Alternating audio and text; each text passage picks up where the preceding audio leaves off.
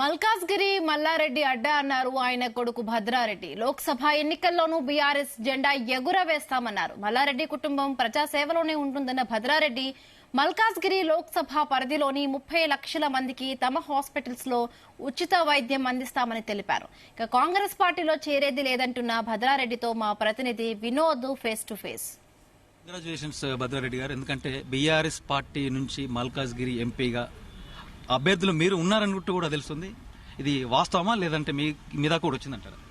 Thank you Vinod గారు. ఖచ్చితంగా నాకు అవకాశం ఇస్తే, పార్టీ అవకాశం ఇస్తే ఖచ్చితంగా నేను మల్కాజ్గిరి లోక్సభ కాన్స్టిట్యున్సీ నుంచి కంటెస్ట్ చేయాలని నాకు ఇంట్రెస్ట్ ఉంది. మీ ఇంట్రెస్ట్ చూస్తే ఇవాళ జరిగిన ప్రెస్ మీట్, కొద్దిసేపటి జరిగిన ప్రెస్ మీట్ చూస్తున్నట్టయితే ఇది కేవలం మీరు ఎంపీ అభ్యర్థిగా మల్కాజ్గిరి కాన్స్టిట్యున్సీలో ఉన్నారు. సో ఇప్పుడు దాన్ని దృష్టిలో పెట్టుకుని ఇది ప్రమోషన్ స్టంట్ అనుకోవచ్చా? నేను ఒకటే చెప్తున్నాను వినోద్ గారు, నేను గత 15 years నుంచి కూడా నేను హెల్త్ కేర్ ఇండస్ట్రీ, అంటే ఇక్కడ హెల్త్ ఇండస్ట్రీలో ఉన్నాను. మల్లారెడ్డి హాస్పిటల్ స్టార్ట్ చేసినప్పటి నుంచి కూడా అక్కడ కంప్లీట్గా ఫ్రీ సర్వీసే ఉంది అక్కడ. సో ఇది ఫెసిలిటీ అనేది ఇంకా ఎక్కువ మందికి తెలిసేటట్టు నేను చేస్తున్నాను, అంతే తప్ప దాంట్లో ఏం లేదు.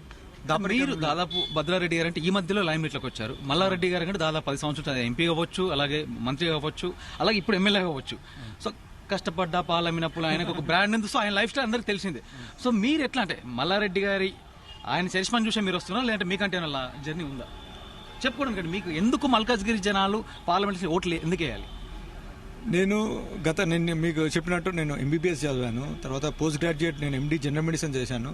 తర్వాత నేను కంప్లీట్ అయిన తర్వాత నేను సొంతంగా కొంచెం మా ఫాదర్ సపోర్ట్ లేనిది నేను కాదు, కానీ సపోర్ట్తోని హాస్పిటల్ ఎస్టాబ్లిష్ చేశాను, కాలేజ్ ఎస్టాబ్లిష్ చేశాను. సో అవన్నీ కూడా సక్సెస్ఫుల్గా ఈరోజు అంటే one of the Malla Reddy health city అనేది ఒక బ్రాండ్ అనేది ఇప్పుడు హైదరాబాద్ తెలంగాణలో ఒకటి క్రియేట్ చేయడం జరిగింది. One of the biggest health city campus నేను నా అడ్మినిస్ట్రేషన్లో క్రియేట్ జరిగింది. అదేవిధంగా మా ఫాదర్ మల్లారెడ్డి గారు ఎంపీగా కంటెస్ట్ చేశారు మల్కాజ్గిరి.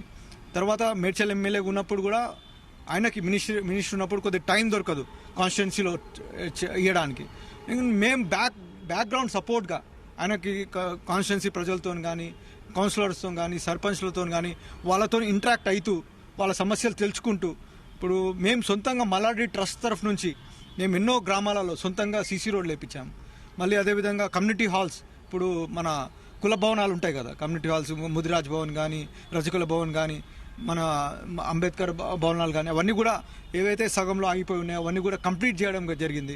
గుళ్ళు, మన ఊరి మధ్యలో ఉండే గుళ్ళు మోర్ దాన్ 100 గుళ్ళు మా మేడ్చల్ కాన్స్టిట్యున్సీలో మేము సొంత మా మల్లారెడ్డి ట్రస్ట్ తరఫు నుంచి అవన్నీ కూడా కంప్లీట్ చేయడం జరిగింది. 2014 అవ్వచ్చు మీదే, అంటే మీ నాన్నగారి 2018 అవ్వచ్చు అది కూడా మీరే. సో మొత్తం మీ నాన్నగారి 2 సార్లు అధికారంలో ఉన్నారు, ఇప్పుడు అధికారం కోల్పోయారు. ఇప్పుడు ఎలా అనిపిస్తుంది?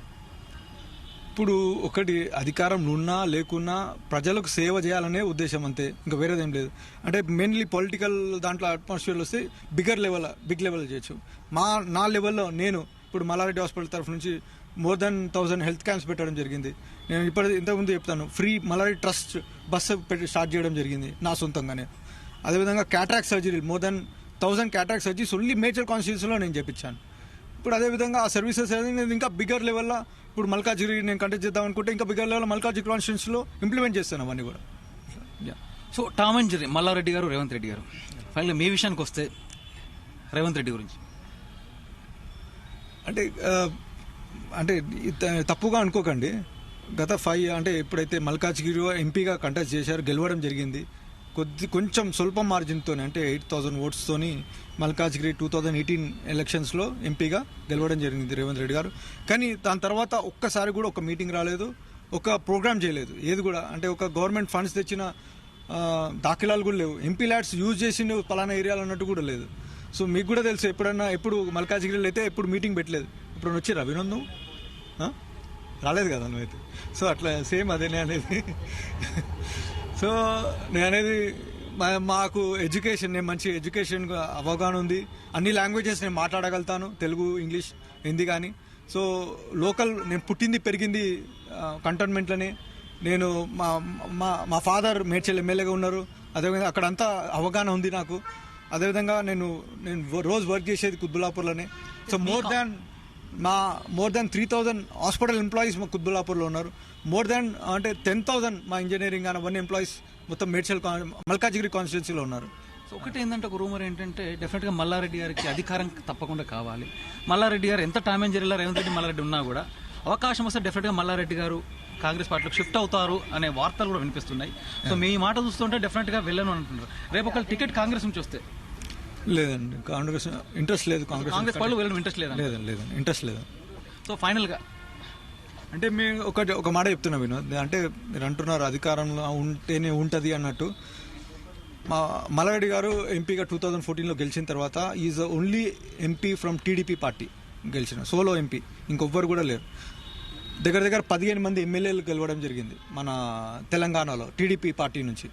వాళ్ళందరూ పోయిన తర్వాత లాస్ట్ పర్సన్ ఎవరైతే ఉన్నారో మల్లారెడ్డి గారు, అంటే అది కూడా చంద్రబాబు నాయుడు గారు చెప్పి అక్కడ వెళ్ళేసి ఇక సార్ మీరు కూడా ఆంధ్రాకి వెళ్ళిపోయారు, ఇక్కడ మన పార్టీ అనేది పెద్దగా లేదు కాబట్టి ఎమ్మెల్యేలు కూడా అందరూ వెళ్ళిపోయారు కాబట్టి నేను ఇక్కడ నాకు బీఆర్ఎస్ పార్టీలో ఇక్కడ ఛాన్స్ ఉంది కాబట్టి డెవలప్మెంట్ చేస్తున్నారు కూడా. బీఆర్ఎస్ పార్టీ అప్పుడు మంచి డెవలప్మెంట్ కూడా బాగా అయింది కాబట్టి అక్కడ బీఆర్ఎస్ పార్టీలో చేరడం జరిగింది.